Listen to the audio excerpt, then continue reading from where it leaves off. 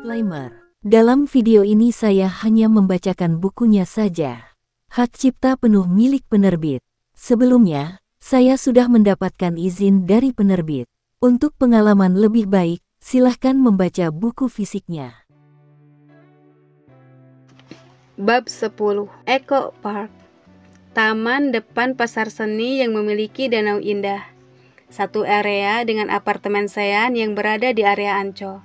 Di sana ada dermaga kayu yang memiliki tangga menjorok ke bawah untuk duduk-duduk.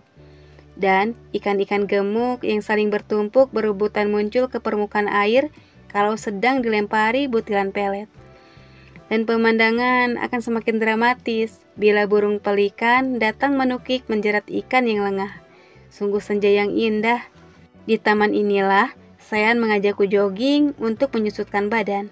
Kadang kami bersepeda juga. Ada stasiun peminjaman sepeda dekat restoran Dermaga One yang bisa dipakai untuk berkeliling Ancol. Sean, biasanya aku akan mengayuh sepeda sambil memanggilnya terengah-engah. Peluhku membanjir. Ayo kita mampir ke Dermaga One dulu. Haus banget. Tidak. Tolaknya kejam. Minum saja air putihmu. Aku lapar. Lolongku lagi. Sean tidak mengacuhkanku. Dia lebih suka mendengarkan musik sambil bersiul-siul. Selalu begitu. Dan bila aktivitas itu usai, kami berjalan kaki kembali ke apartemen. Aku selalu berlarian menyusul langkah Sean yang berjalan terlalu cepat. Kami naik lift khusus yang diperuntukkan hanya untuk 2 unit di lantai 19. Salah satunya adalah unit Sean. Sean menekan beberapa tombol password. Pintu terbuka, dan aku langsung melesat masuk.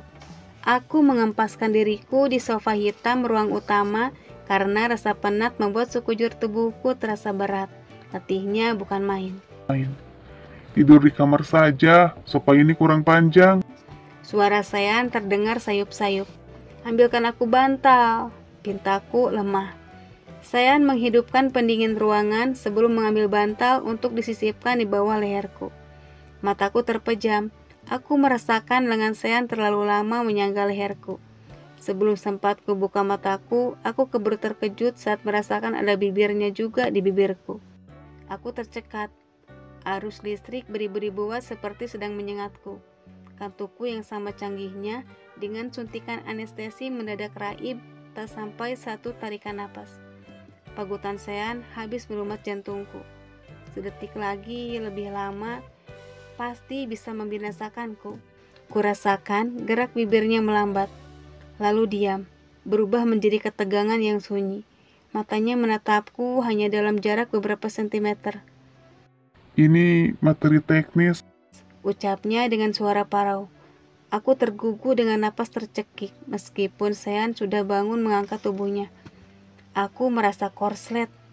Bagaimana bila setelah ini aku tidak bisa melepaskan dia lagi? Bab 11. Setengah mati, aku mencoba membuat diriku lebih aktif dari biasanya.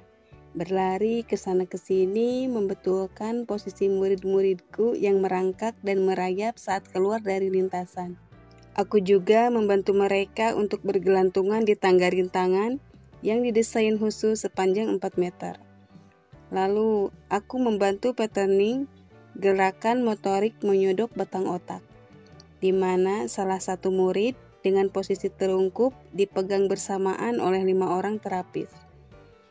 1 terapis memegang kepala, 2 terapis memegang tangan, dan 2 terapis lagi memegang kaki. Lalu, kami semua akan menggerakkan kepala.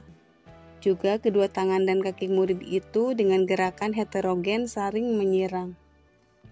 Anak cedera otak adalah anak yang mengalami sesuatu yang mencederai otaknya. Sesuatu ini dapat terjadi kapanpun, mulai ketika anak masih ada dalam kandungan, selama proses kelahiran, setelah dilahirkan, hingga anak cukup besar.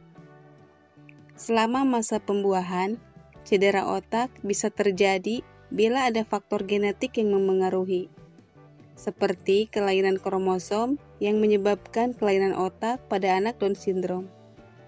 Atau bisa juga karena ketidakcocokan resus darah pada pasangan suami istri. Sementara, faktor eksternal yang menyebabkan cedera otak bisa karena trauma kepala, radang, pendarahan otak, serta penyakit yang bisa merusak otak secara progresif seperti tumor otak. Sehingga anak-anak ini kehilangan kemampuan untuk menyerap informasi secara sensorik dan merespons informasi secara motorik. Anak yang mengalami cedera otak sering dianggap bodoh karena mereka tidak mampu bicara, berdiri, atau berjalan. Padahal, jika kemampuan otaknya bisa dioptimalkan, mereka bisa memiliki kemampuan intelektual sama dengan anak normal atau bahkan melebihi anak normal. Cedera otak masih bisa diperbaiki karena biasanya kerusakan tidak terjadi menyeluruh, tetapi hanya bagian-bagian tertentu saja. Masih ada sel otak yang bisa diformat ulang dengan melakukan gerakan dasar yang seharusnya dilewati seluruh manusia sejak lahirnya, yaitu merayap, merangkak, berjalan, dan berlari. Juga ditambah dengan beberapa stimulasi gerakan silang tambahan, yang kesemuanya dilakukan untuk menstimulasi otak. Lama-lama, otak akan menyerap informasi, kemudian akan merespon balik informasi tersebut. Metode Glendoman yang diterapkan di klinik yang aku kelola ini. Glendoman adalah pendiri The Institute for the Achievement of Human Potential. Dia meraih gelarnya di University of Pennsylvania pada tahun 1940.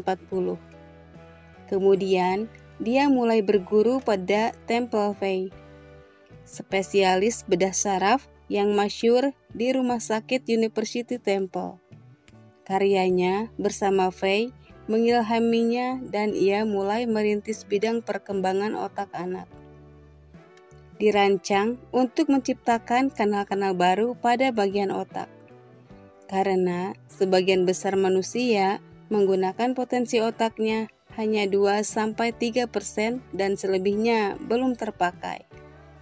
Kanal baru itu nantinya bisa memotong jalur penyampaian informasi pada otak yang cedera tanpa melalui sel-sel yang rusak. Sehingga informasi yang terputus antara panca indera dan otak bisa tersambung kembali. Dan anak-anak cedera otak bisa hidup normal seperti anak-anak lain. Aku pun perlu belajar menciptakan kanal baru di hatiku.